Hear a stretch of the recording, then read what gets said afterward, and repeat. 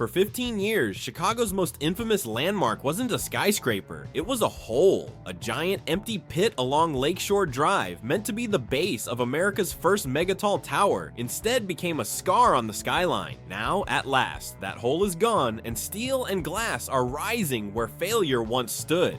A strange landmark along Lakeshore Drive. For more than 15 years, drivers cruising along Chicago's legendary Lakeshore Drive witnessed something surreal every time they crossed the Chicago River. Instead of seeing another gleaming tower joining the city's iconic skyline, they were confronted with a giant gaping hole in the ground. This wasn't just any construction site waiting for progress. It was a crater that became infamous, a physical scar marking the failure of what was once envisioned as America's first megatall skyscraper. The irony wasn't lost on anyone. Chicago, the birthplace of the skyscraper, had managed to transform one of its most valuable pieces of real estate into an embarrassing reminder of broken promises and economic collapse. For locals, the site became a daily punchline, a hole that no one quite knew how to explain to visitors. Yet today, that scar is finally disappearing, replaced not with the impossible dream that once defined it, but with something more grounded, more achievable, and perhaps most importantly, actually real. The skyscraper rivalry. To understand how this hole became such a notorious landmark, we have to go back to the mid-2000s. Chicago has always enjoyed a spirited rivalry with New York over who truly invented the skyscraper. But in 2005, a new battle was brewing, not across state lines, but within Chicago itself.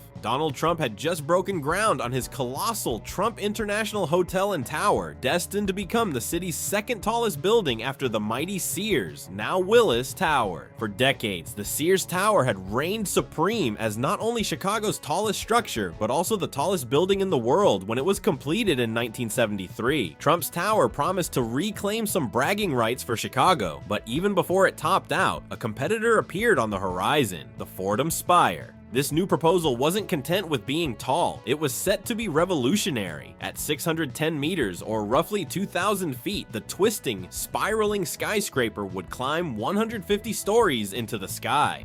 Designed by Santiago Calatrava, one of the most celebrated architects of his generation, the tower's rotating form seemed to pirouette toward the heavens. If completed, it would have dwarfed every building in the United States, standing second only to the Burj Khalifa in Dubai. Chicago was preparing to once again lead the world in architectural daring, but dreams that glitter too brightly often burn out. A dream that slipped away. The project began under the Fordham Company, but financing quickly became a problem. Just months after it was announced, the original developer bowed out. That's when Irish businessman Garrett Kelleher and his Dublin-based firm Shelbourne Development swooped in with a bold promise. He declared he would personally provide all the equity needed to make the Spire a reality. Under Kelleher's leadership, the project was rebranded as the Chicago Spire and shifted its focus exclusively to luxury residential apartments, more than 1,000 in total. By 2007, the development had earned approval from the city's zoning committee, the Chicago Plan Commission, and the full council. On paper, everything was set. Not everyone, however, believed in the dream. Donald Trump, never one to mince words, dismissed the idea as ridiculous. "I would not want to build that building, nor would I want to live in that building," he sneered. "Any bank that would put up money to build a building like that would be insane."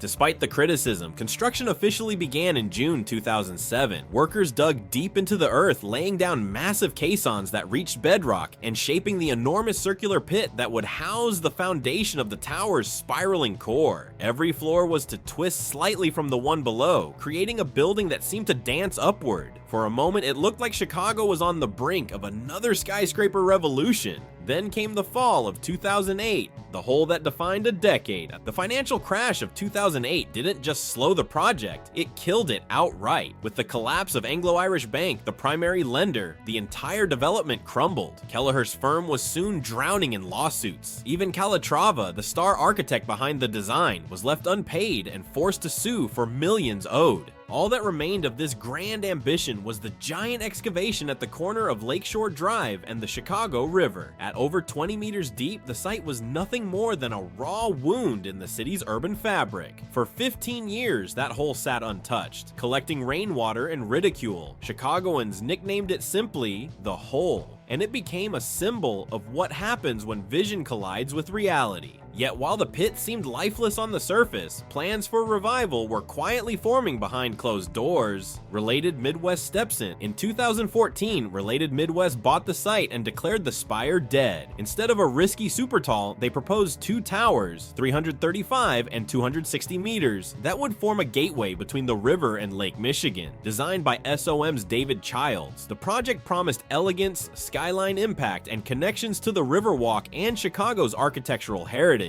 Bold yet realistic, the plan faced the inevitable resistance that greets any grand vision in Chicago. Design revisions and delays.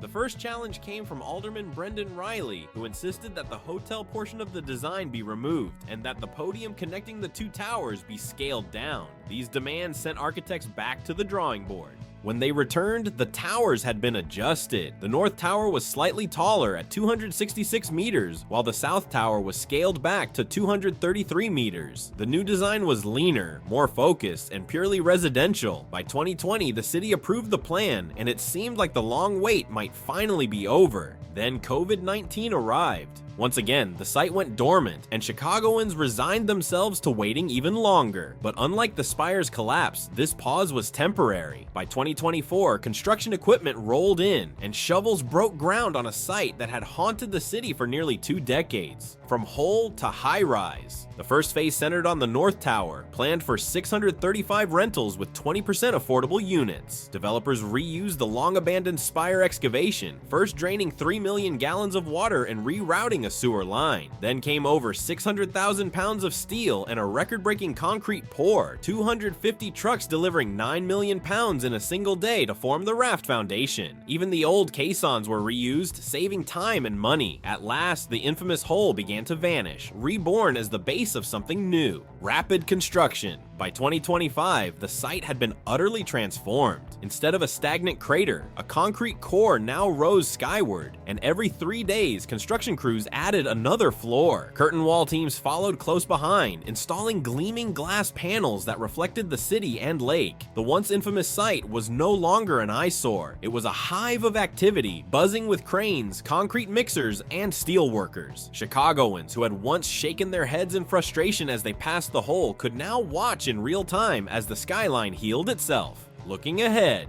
if all goes according to plan, the first residents will move into the North Tower in 2027. Only then will work begin on the South Tower, whose start date will depend on market conditions. Yet, Related Midwest has made it clear that both towers will be completed. For the first time in decades, confidence, not skepticism, surrounds the site. Why the Spire failed and why this might work. The Chicago Spire failed because it was a monument to ambition unmoored from reality. It depended on speculative financing and an economic climate that couldn't withstand the pressures of the Great Recession. In contrast, Related Midwest project is ambitious but pragmatic. It scales ambition to market demand, includes affordable housing, and integrates the towers into the city's existing architectural story. Rather than chasing world records, the developers are creating a project designed to last and to work. And that's the incredible story of how Chicago's most embarrassing hole is finally becoming a new landmark on the skyline. If you enjoyed this video and want more stories about the world's most ambitious and outrageous construction projects, don't forget to hit that like and subscribe to the channel. Thanks for watching, and we'll see you in the next one.